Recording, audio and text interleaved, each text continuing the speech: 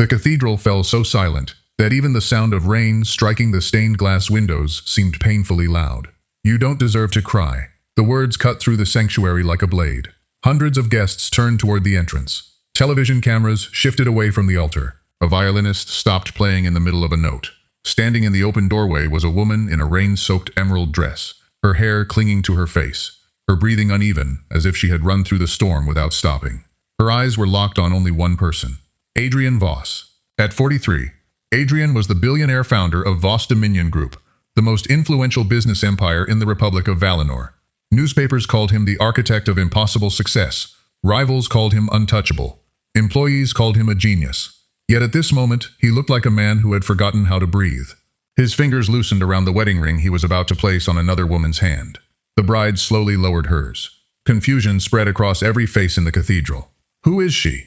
Does she know the groom? Why is she here? The woman ignored every whisper. She walked steadily down the aisle until only a few feet separated them. Her eyes were not filled with hatred. Hatred would have been easier. They carried heartbreak, the kind that only comes from trusting the wrong person.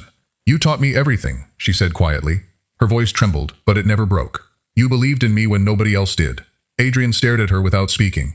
"You gave me opportunities no one else would." Another long silence. Then she asked the question that froze every heartbeat inside the cathedral. "So why did you hide that you killed my father?" Gasps echoed from every corner. A champagne flute slipped from someone's hand and shattered against the marble floor. The bride stepped backward. What did she just say? Nobody answered, because everyone was looking at Adrian, waiting, hoping, expecting him to deny it. Instead, he closed his eyes for a single painful second. When he opened them again, they carried 22 years of regret. "I never wanted you to learn the truth this way." Not a denial, not an explanation, just enough to convince everyone that something terrible had happened long before this wedding day. The woman reached into her handbag. For one terrifying moment, several security guards thought she might be carrying a weapon. Instead, she unfolded an old photograph protected inside a cracked plastic sleeve. She held it high. Rainwater dripped from its corners. The faded image showed a smiling young engineer kneeling beside a little girl with braided hair and missing front teeth. The girl was her. The man beside her was Lyra Ashcombe, the father she had spent most of her life mourning. "My grandmother kept this hidden until she died," she whispered. "I found the truth 3 days ago." Her eyes never left Adrian. "You knew who I was. You watched me work beside you for 6 years. You celebrated every promotion. You trusted me with your company." Her breathing became uneven. "And every single day," she swallowed hard, "you knew I was his daughter." Nobody moved. Nobody even dared to cough. Then Adrian finally spoke. "I found out far too late." The words only made everything worse. The woman laughed once, a broken laugh. "I wish you had never found me at all." She turned and walked away. The massive cathedral doors slammed shut behind her. Adrian didn't chase her. His legs refused to move. Inside the pocket of his tailored jacket rested a sealed envelope. It had remained unopened for 22 years. Across its front, written in fading blue ink, were 5 simple words. For Adrian. If anything happens, he had never been brave enough to open it, and that single decision had destroyed 2 lives. But to understand how the richest man in Valinor became the villain in the eyes of the only woman he had ever truly loved, we have to return 6 years earlier, back before billion-dollar boardrooms, before private helicopters, before impossible choices. Back to the morning, a young woman carrying a worn leather folder walked into Voss Dominion Group with nothing except determination and a promise she had made to her late grandmother. If you enjoy stories about hidden truths, unforgettable romance, impossible forgiveness, and shocking family secrets, take a moment to like this video, subscribe, and tell us where you're watching from. Now, let's go back to where it all began. 6 years earlier, dawn arrived beneath heavy rain clouds hanging over Greyhaven, the financial capital of Valinor. Towering above every building stood the headquarters of Voss Dominion Group. Its mirrored walls reflected the storm like polished silver. Thousands applied to work there every year. Only a handful were chosen. Lyra Ashcombe stood outside the revolving doors holding a weathered leather folder tightly against her chest. Her shoes had been repaired twice. Her blazer had been carefully stitched along one sleeve. She owned nothing expensive. Everything she wore had a story. She took one slow breath. "One chance," she whispered to herself. "That's all I need."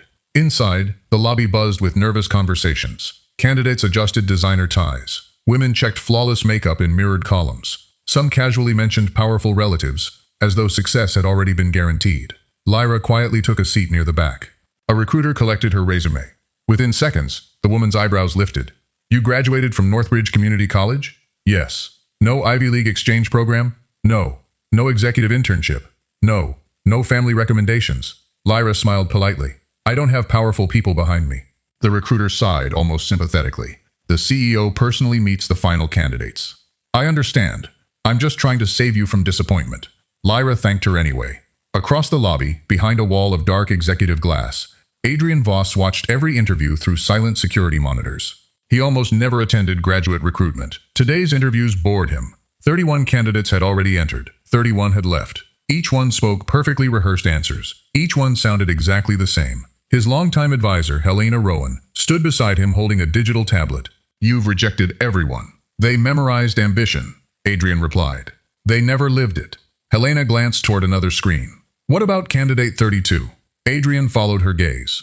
Lyra wasn't looking at her notes. Instead, she noticed another applicant accidentally spill coffee across his application documents. Without hesitation, she stood, offered him tissues, helped reorganize every page, wished him good luck, then quietly returned to her seat.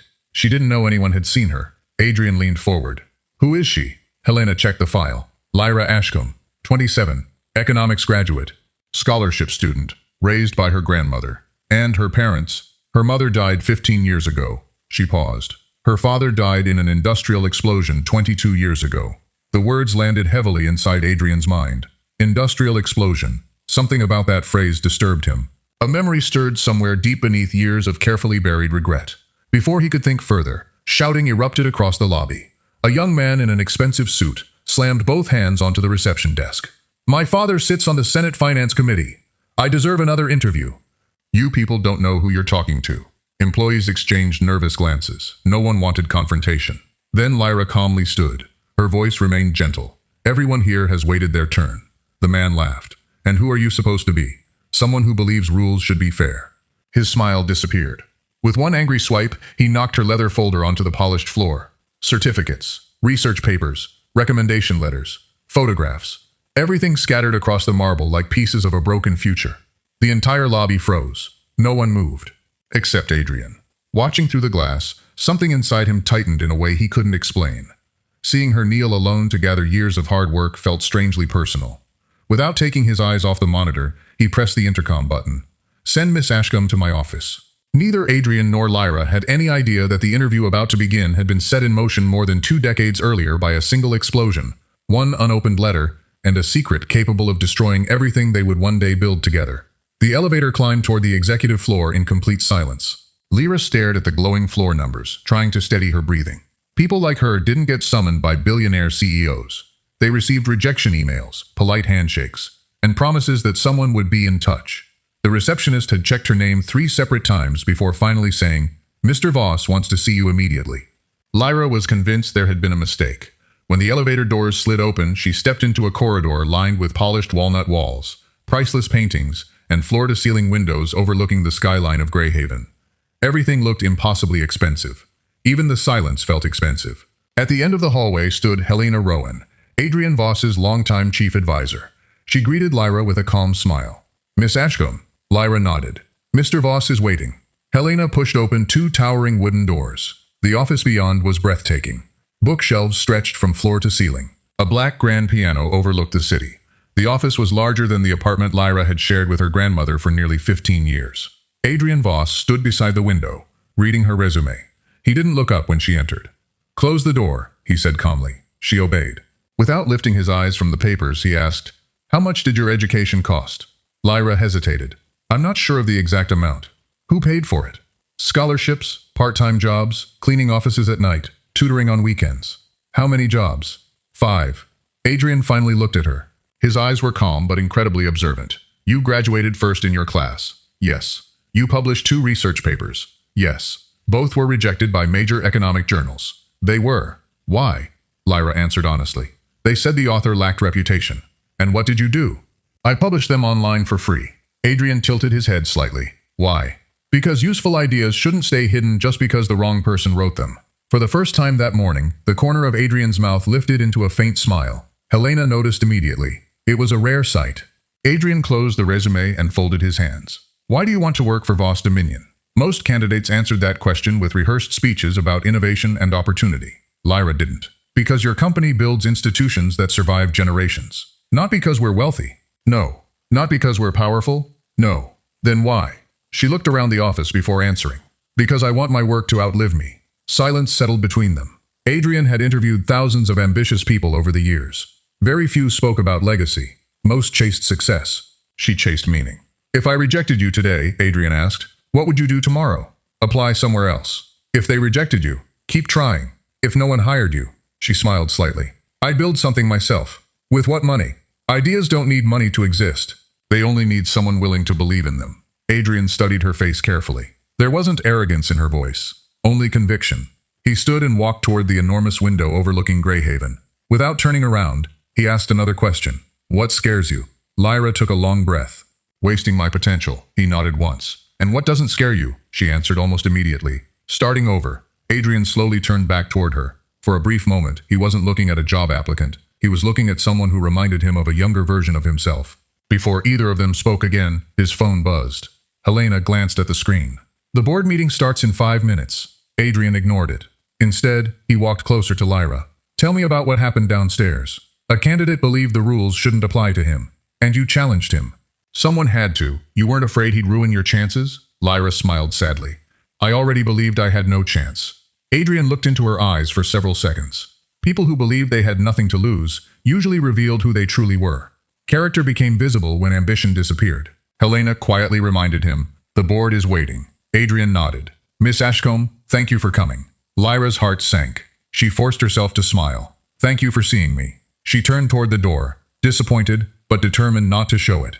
Miss Ashcombe. She stopped and looked back. Adrian's expression hadn't changed. You start on Monday. She blinked. I'm hired? Yes. She stared at him in disbelief. There are applicants with stronger resumes. There are. Then, why choose me? Adrian answered without hesitation. Because qualifications can be taught. Character cannot. Lyra felt tears threaten to appear, but she held them back. She thanked him repeatedly before leaving the office, still struggling to believe what had just happened.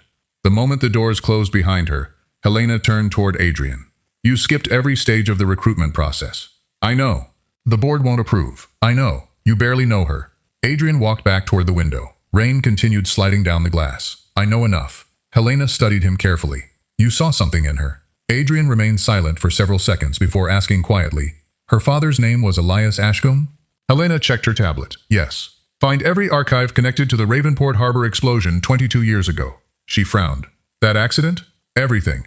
Why now?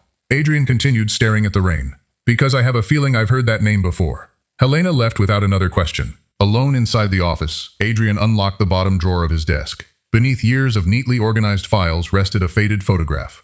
3 young men stood together beside an unfinished harbor construction project. One of them was Adrian, barely 21 years old. The second was smiling confidently with his arm around Adrian's shoulder. The third man's face had been violently scratched away until it could no longer be recognized.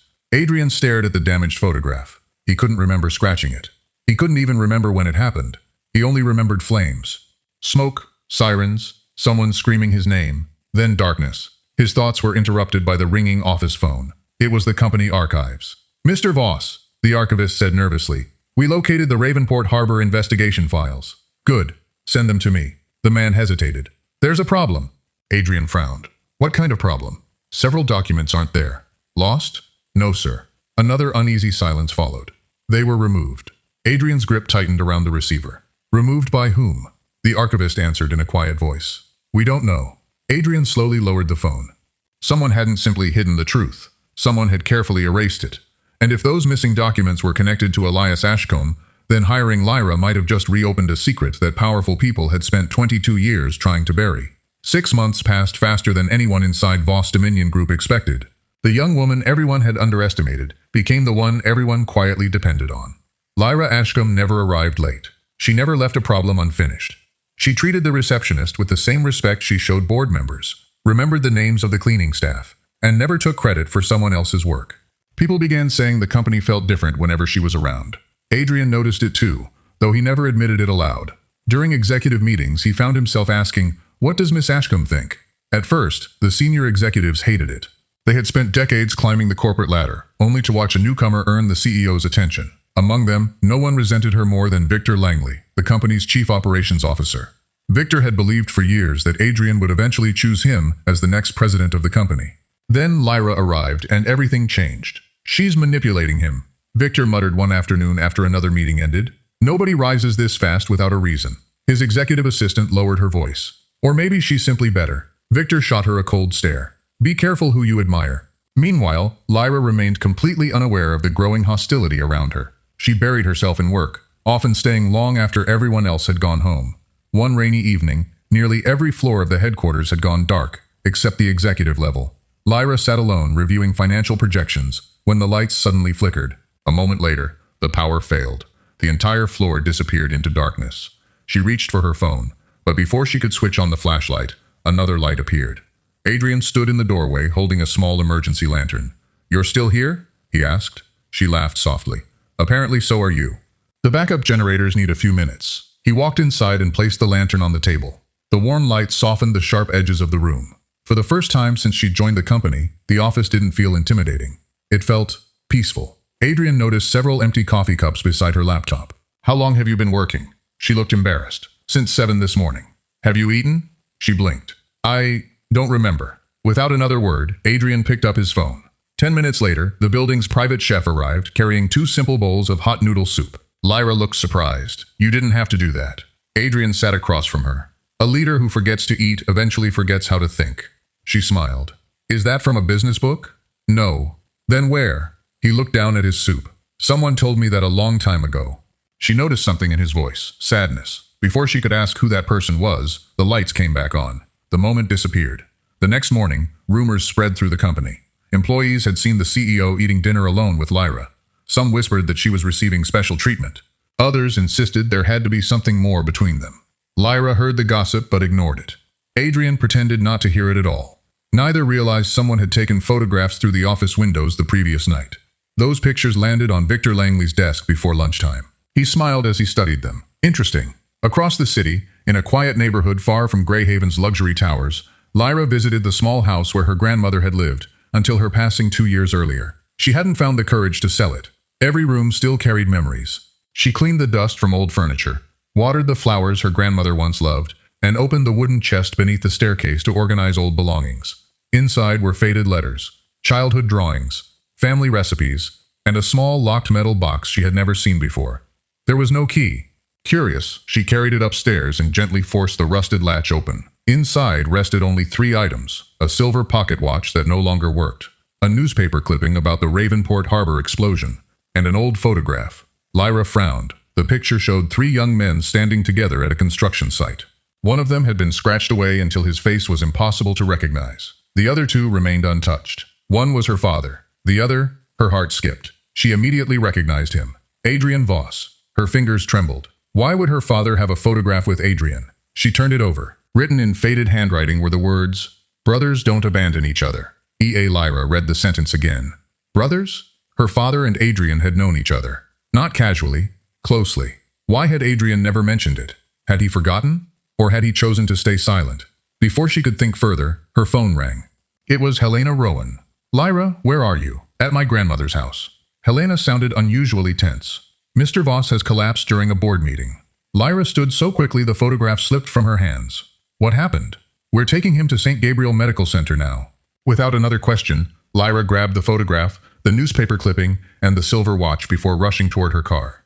She didn't notice that beneath the newspaper clipping lay one more folded document hidden inside the box. She also didn't notice the words written across its sealed envelope. "Do not let Adrian Voss read this, unless I am gone." As her car sped toward the hospital, neither Lyra nor Adrian knew that the forgotten letter left behind in her grandmother's attic contained the first piece of evidence, capable of proving that the story of Lyra Ashcombe's death had been a lie from the very beginning. Adrian regained consciousness just before midnight. The first thing he saw was the white ceiling of the hospital room. The second was Lyra sitting quietly beside the window, still wearing the same clothes she had rushed out in hours earlier. She had fallen asleep in the chair with a folder resting on her lap. Adrian watched her for several moments before speaking. "You should have gone home." Lyra opened her eyes immediately.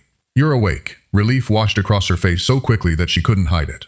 "The doctor said it was exhaustion. You haven't been sleeping." Adrian gave a faint smile. "Apparently they've started reporting my bad habits.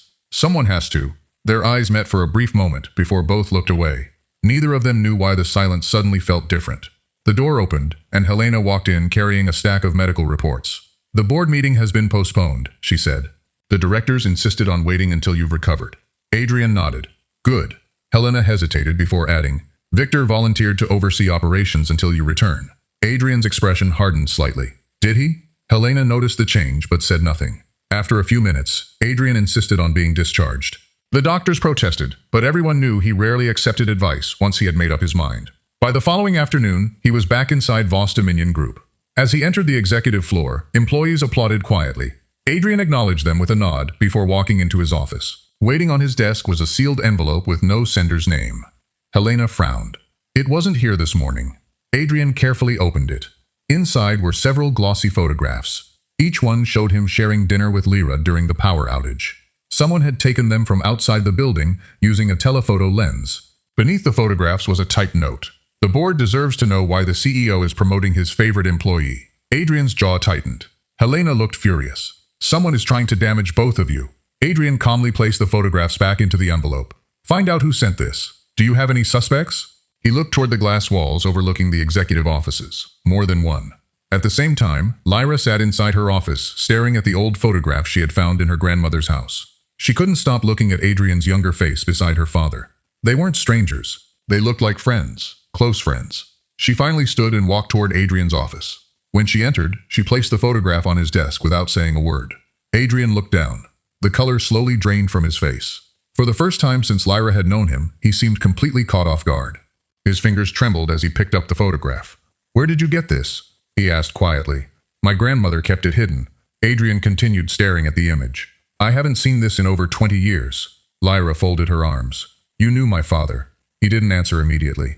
Instead, he sat down heavily in his chair. Yes, the single word changed everything. Why didn't you tell me? She asked. Adrian looked at her with visible regret. Because I didn't know who you were. For 6 years? I didn't recognize your surname at first. Ashcombe isn't uncommon.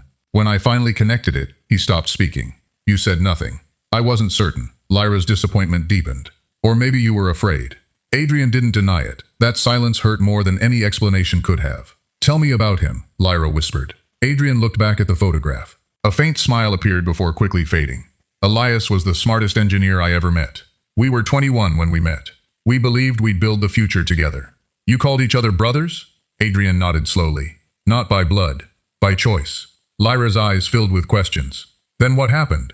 Adrian stood and walked toward the window. Rain was falling again, just as it had 22 years earlier. There was an explosion at Ravenport Harbor. He paused. Everyone said Elias died. Everyone? The police, the newspapers, the investigators. Lyra stepped closer. And you believed them? Adrian closed his eyes. I identified what was left of the body. Lyra froze. You saw him? No. Adrian's voice grew quieter. I identified his watch. Lyra instinctively reached into her handbag. She slowly removed the silver pocket watch she had found inside the locked box. Without saying a word, she placed it beside the photograph. Adrian stared at it. His breathing stopped. He picked it up carefully, turning it over in his hands. Engraved inside the cover were the initials E.A. Adrian looked at Lyra in disbelief. This can't be. It was in my grandmother's attic. No. He shook his head. I buried this watch. Silence swallowed the room. Neither of them spoke. Neither of them moved. If the watch Adrian had buried 22 years earlier was now sitting on his desk, then whose grave had he stood beside all those years? Before either of them could process the impossible discovery, Helena rushed into the office without knocking. Adrian! She said breathlessly. Security just called. Adrian looked up. What happened? Helena's face had turned pale. Someone broke into Miss Ashcombe's grandmother's house less than an hour ago. Lyra's heart dropped. What? They searched every room. Helena swallowed hard before adding, whoever they were. They weren't looking for valuables. Adrian immediately understood.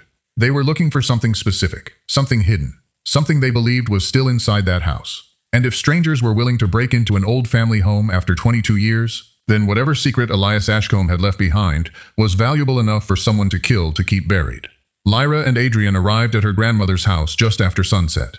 Police officers had already sealed off the property with yellow tape, but it was immediately obvious that this had not been an ordinary burglary. The television was still there. The old furniture remained untouched.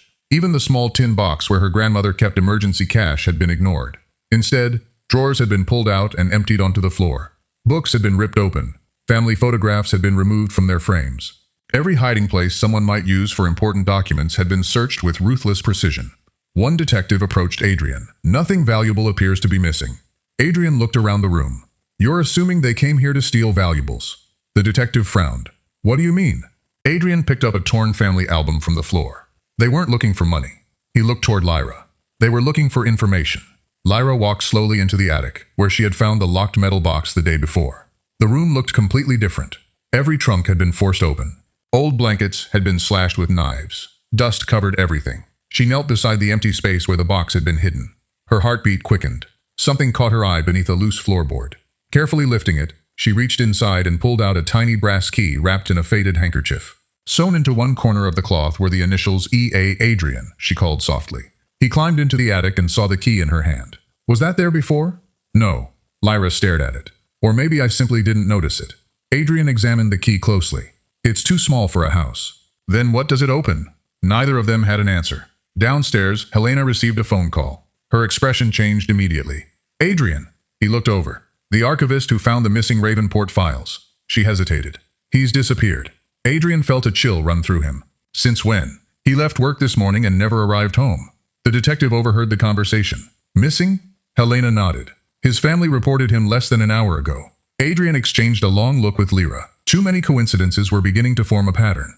The missing investigation files, the anonymous photographs, the break-in, now the disappearance of the archivist. Someone wasn't reacting to the past. Someone was actively protecting it. The following morning, Adrian ordered a private investigation without informing the board. He trusted very few people now. Helena recommended only one investigator, Gabriel Sorin, a retired intelligence officer known for solving cases that official investigators quietly abandoned. Gabriel arrived that afternoon. He was in his late 60s, calm, observant, and spoke only when necessary. He spent less than 5 minutes inside the attic before asking Lyra one question. Did your grandmother ever mention a bank? Lyra thought carefully. Only once. What did she say? She told me that some promises should stay locked away until the right person was ready. Gabriel looked at the brass key. Then this probably isn't a house key. Adrian folded his arms. A safety deposit box? Gabriel nodded slowly. Most likely. Lyra searched her memory. My grandmother used to visit Crescent National Bank every year on my birthday. Adrian and Gabriel looked at each other. Every year? Gabriel asked. Yes. Did she ever tell you why? No. Gabriel smiled faintly.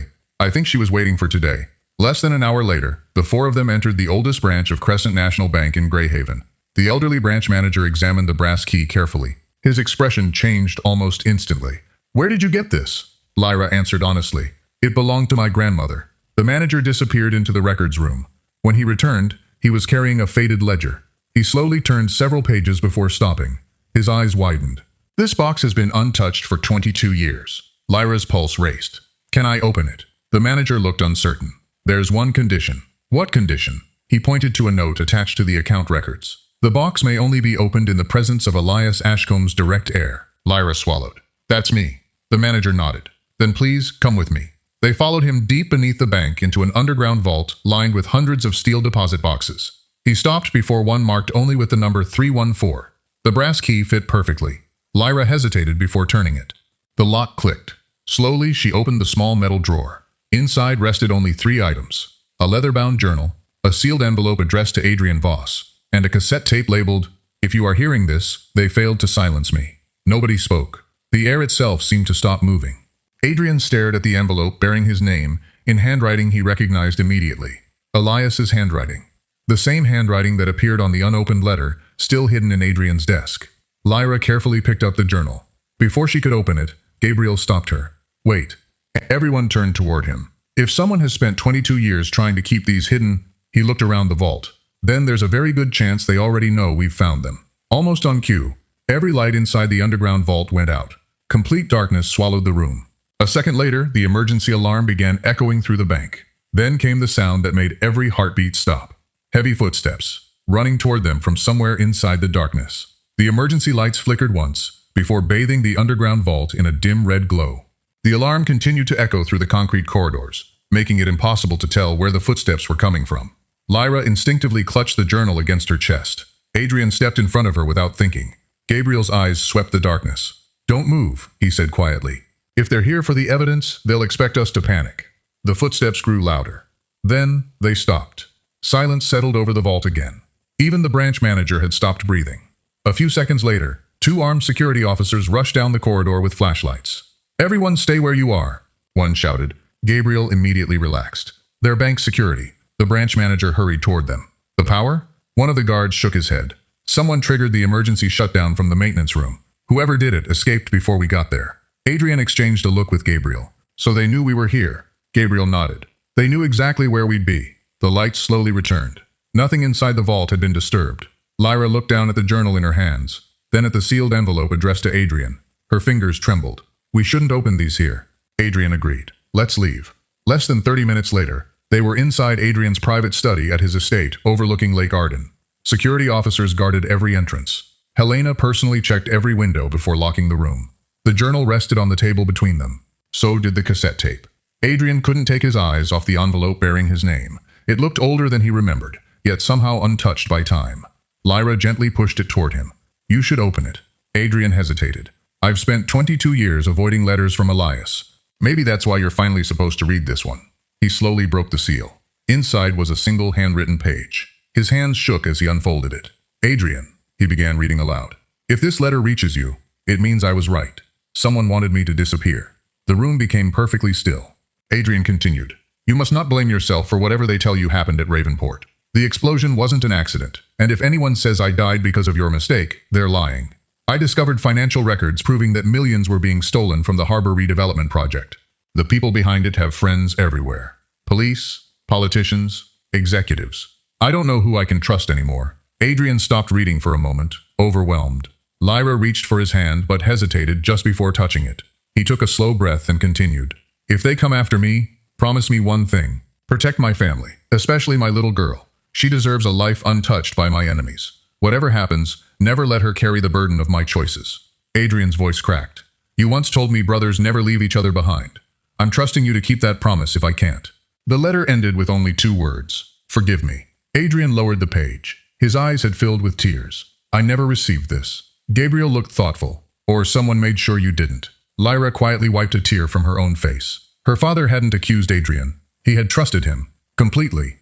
Adrian suddenly remembered the unopened letter still hidden inside his office desk. Could it also be from Elias? If so, who had kept them apart? Gabriel picked up the leather journal. Let's see what he was trying to protect. The first several pages contained engineering notes and project sketches. Then the handwriting changed. Elias had begun writing daily entries. One passage immediately caught Gabriel's attention. March 14th.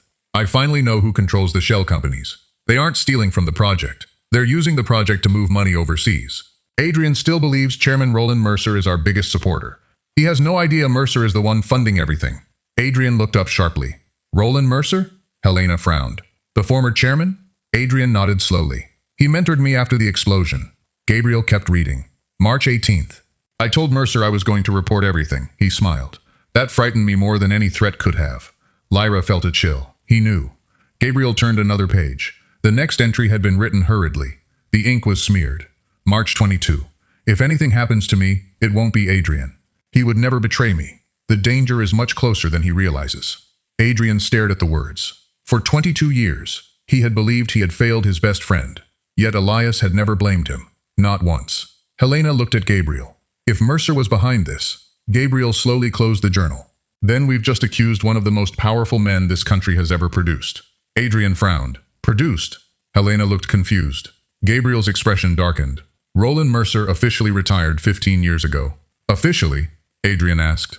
Gabriel nodded. Men like Mercer don't retire. Before anyone could speak again, Adrian's secure phone rang.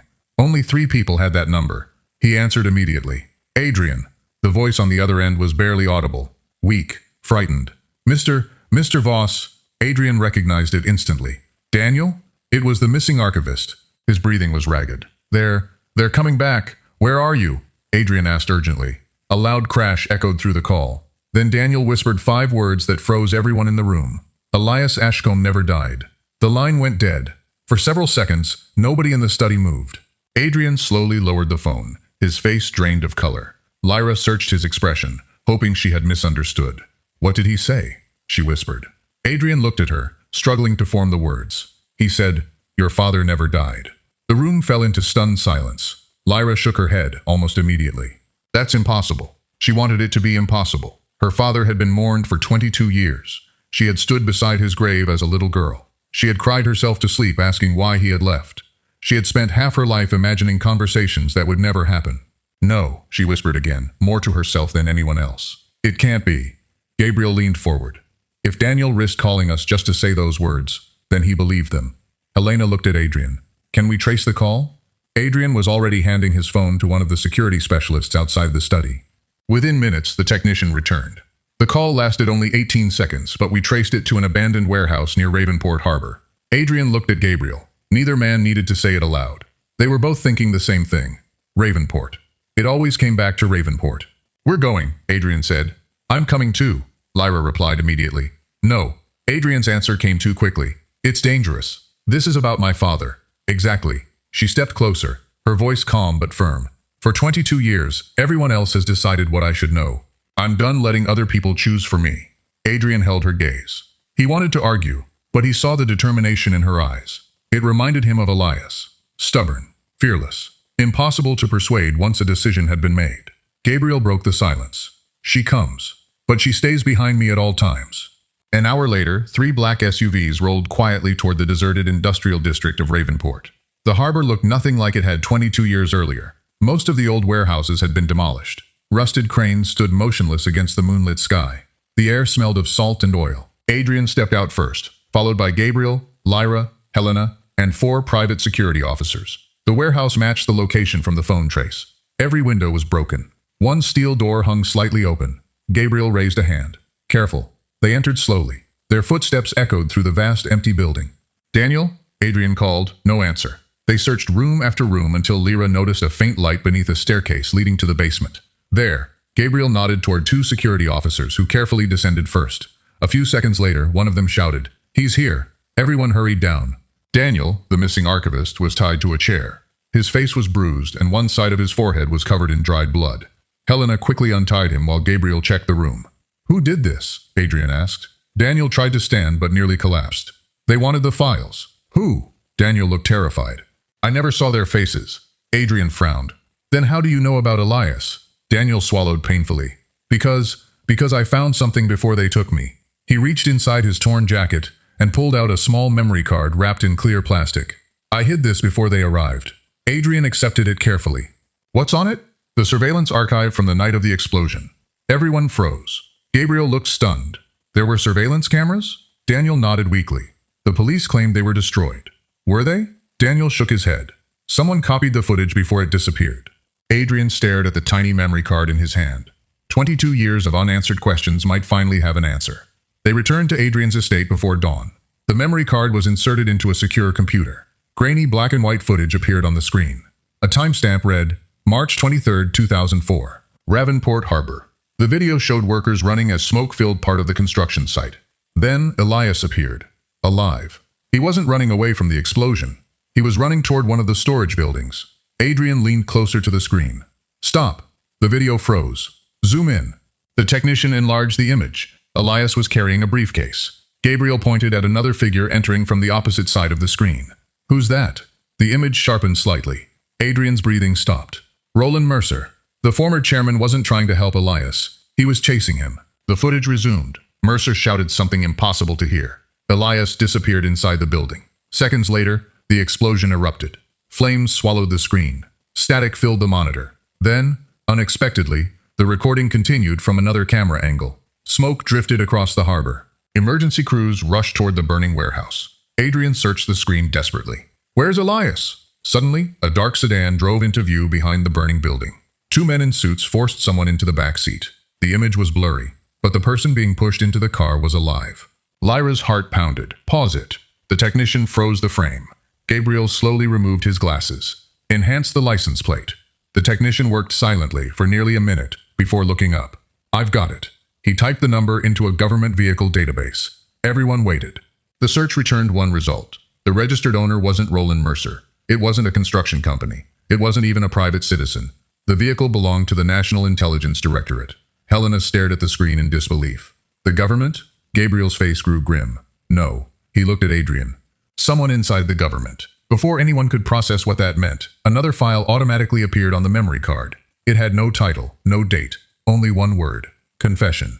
Adrian clicked it. A video filled the screen. The image was clearer this time. A man sat alone in a dimly lit room. His hair was longer. His face was older, but Lyra recognized him instantly. Her knees nearly gave way.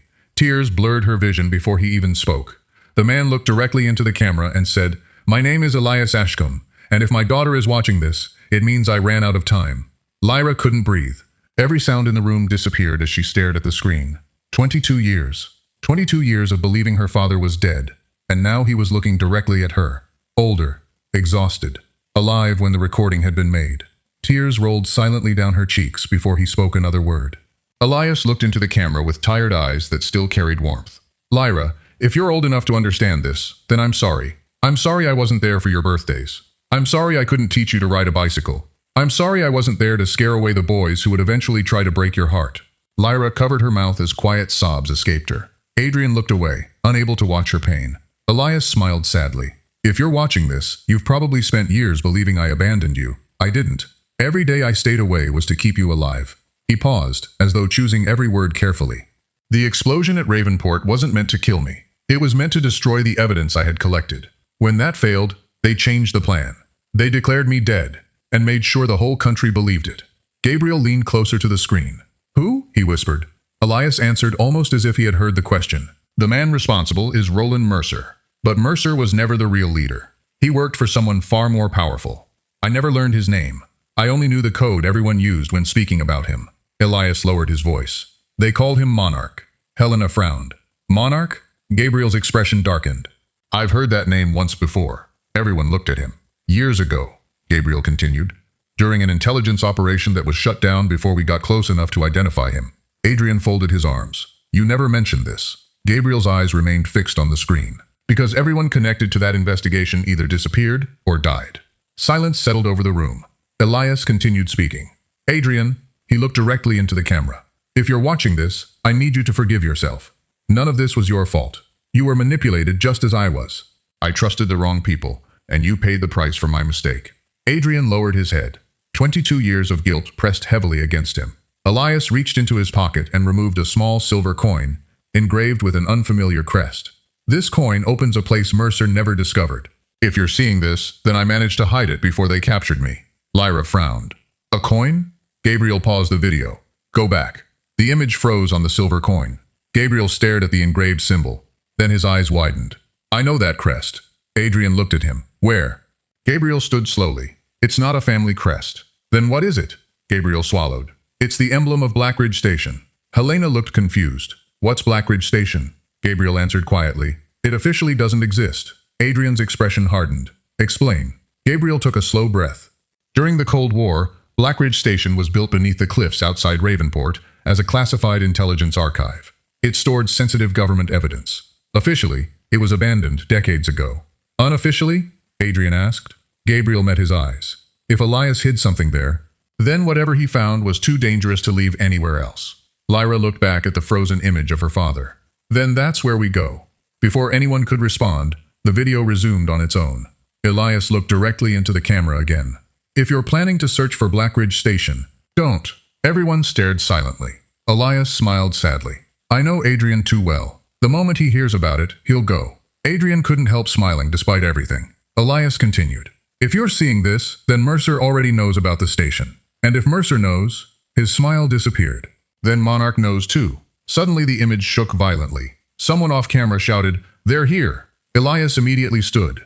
He grabbed the camera and looked into the lens, one final time. "Lyra," his voice broke. "Never doubt that I loved you." He looked away briefly before speaking again. "Adrian, keep your promise."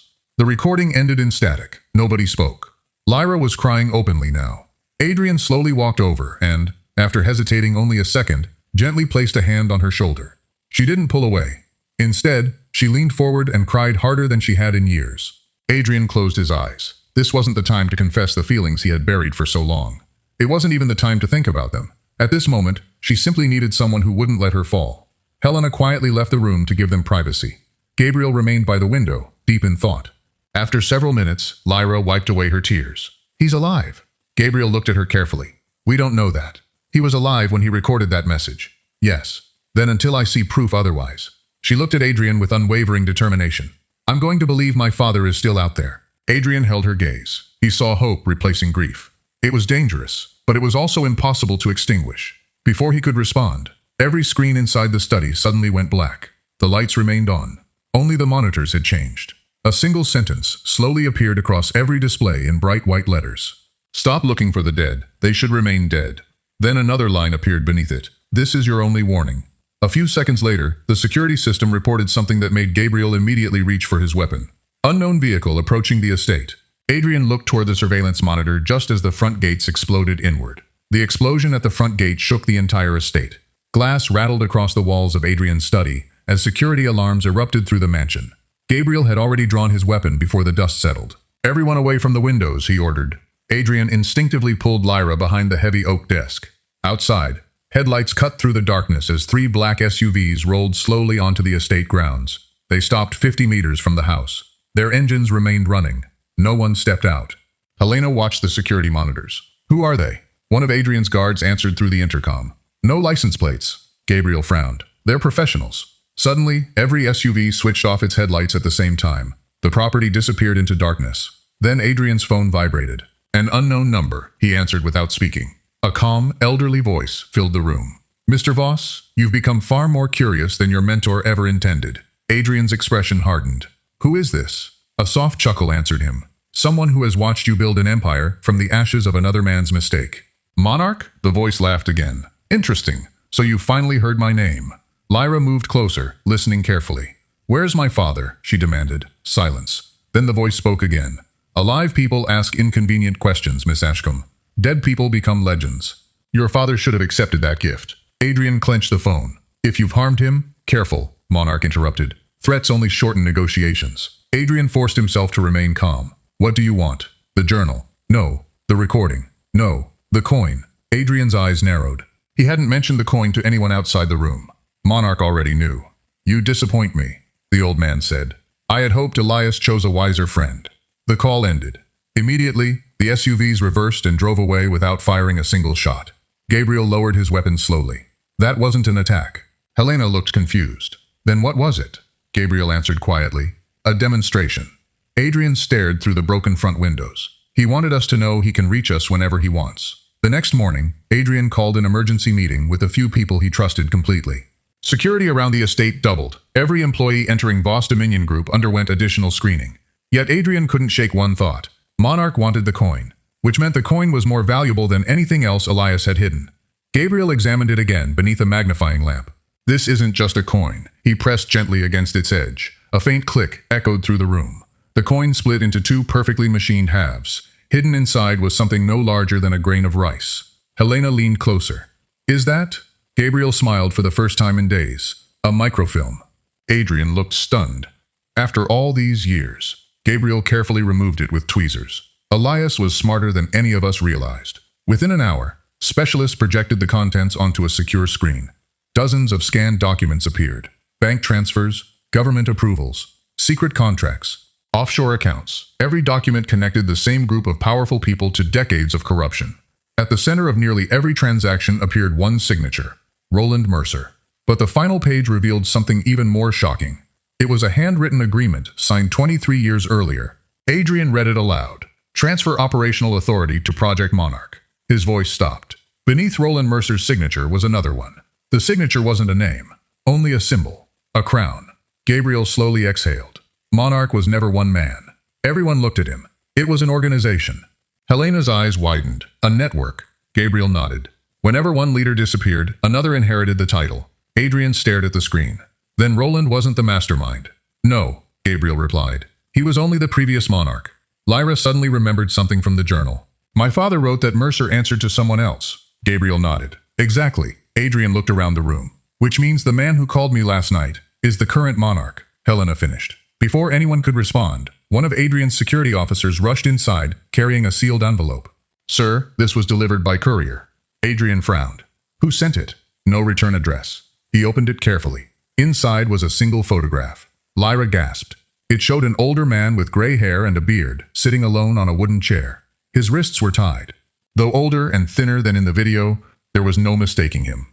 Lyra Ashcombe. Alive. Written across the bottom of the photograph in black ink were 6 chilling words. You have 48 hours to choose. Taped to the back of the picture was another note. Bring the journal. Bring the microfilm. Come alone. Adrian immediately stood. I'm going. No? Gabriel said firmly. It's a trap. Of course it is. Adrian looked at Lyra. who couldn't take her eyes off the photograph of her father. But if there's even the smallest chance he's alive, Lyra stepped forward. I'm coming with you. Adrian shook his head. Absolutely not. He's my father. And that's exactly why you can't. Tears filled her eyes again. But this time they weren't tears of grief. They were tears of determination. You made him a promise, 22 years ago. Adrian looked at her silently. Now let me keep mine. Before Adrian could answer, Helena's secure tablet emitted a loud alert. Every television station in Valinor had just interrupted regular programming. The breaking news banner appeared on the screen.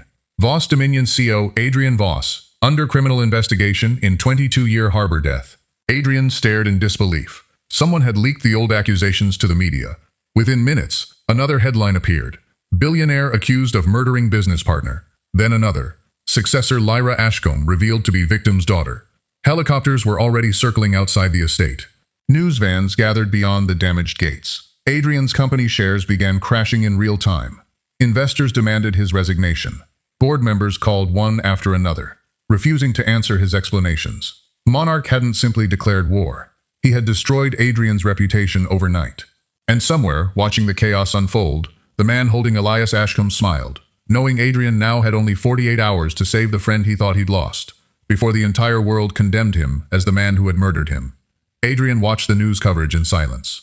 Every screen repeated the same headline. Every commentator spoke as if the case had already been decided. Billionaire CEO Adrian Voss, accused of murdering former business partner Elias Ashcombe. Successor revealed to be victim's daughter. Did Voss build his empire on blood? Within an hour, Voss Dominion Group had lost billions in market value. Investors demanded emergency meetings.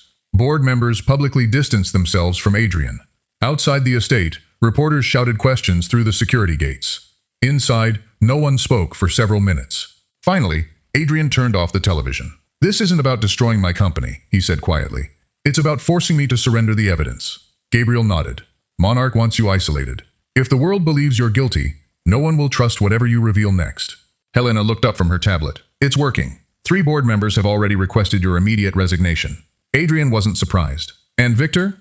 Helena hesitated. He's offering to serve as interim CEO until the investigation is over. Gabriel gave a humorless smile. Convenient. Adrian stared through the window.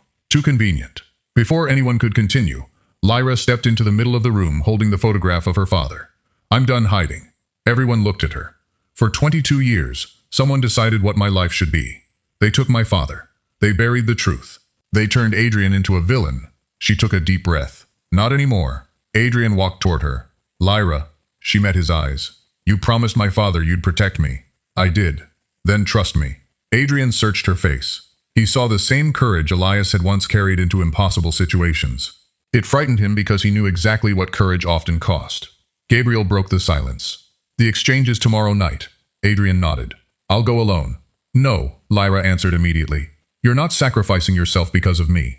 It's not sacrifice. Then what is it? Adrian hesitated. Years of carefully controlled emotions finally reached their limit. It's the only way I know to keep you safe. Lyra's expression softened. For months she had sensed something unspoken between them. Long glances, quiet concern, small acts of kindness that went beyond professional loyalty. Now she understood. Adrian, she whispered. He looked away. This isn't the time. Maybe there won't be another. The room fell silent. Helena quietly led Gabriel outside, closing the study door behind them. For the first time since they had met, Adrian and Lyra were completely alone. She stepped closer. When did it happen? Adrian smiled sadly. I don't know. Yes, you do. He looked at her with tired eyes. The night the power failed. You'd forgotten to eat because you were trying to solve a problem everyone else had given up on. I remember watching you laugh over a bowl of soup. He shook his head gently. I realized the company mattered less than the person sitting across from me. Lyra's eyes filled with tears. Why didn't you tell me? Adrian laughed quietly. Because I was your employer. That never stopped you from protecting me. No. Then why stop yourself from loving me? Adrian closed his eyes. Because the day I discovered who your father was, I believed I had lost the right. Lyra stepped even closer until only inches separated them. You didn't kill him. I believed I did. But you didn't. Adrian looked into her eyes. Years of guilt, regret, and loneliness seemed to disappear in that single moment. Very gently, Lyra reached for his hand. He held hers as though afraid she might disappear. Whatever happens tomorrow, she whispered. I don't want another word left unsaid. Adrian slowly raised his free hand and brushed a strand of hair away from her face. I love you, Lyra. The words were quiet, honest, long overdue. Tears rolled down her cheeks as she smiled through them. I think I've loved you for much longer than I admitted to myself. Before either of them could move closer, Gabriel knocked once before entering. His expression said everything. We found the location. Adrian immediately released Lyra's hand. Where? Gabriel spread a satellite map across the table. Blackridge Station. Helena looked at the map. It's hidden beneath the old Ravenport cliffs. Gabriel nodded. Thermal scans detected underground activity. Someone is definitely using the facility. Adrian looked at the photograph of Elias again. Then that's where he is. The following night, under heavy rain, Adrian arrived alone at the abandoned cliffs, exactly as the instructions demanded. At least, that's what Monarch believed. Hidden hundreds of meters away, Gabriel and a tactical team waited for Adrian's signal. Lyra remained with them despite Adrian's objections. If they find you here, then they'll know you weren't alone, she finished. I know. Adrian gave her one final look before disappearing into the darkness. Inside Blackridge Station, rusted steel doors opened automatically. The underground complex looked abandoned, yet the lights were on. Someone had been maintaining it for years. Adrian walked through empty corridors until he reached a large chamber. An elderly man stood waiting beside a wheelchair. His silver hair was neatly combed. His expensive suit contrasted sharply with the decaying bunker. He smiled warmly. Welcome, Adrian. Monarch. The old man nodded. A title, not a name. Adrian looked around.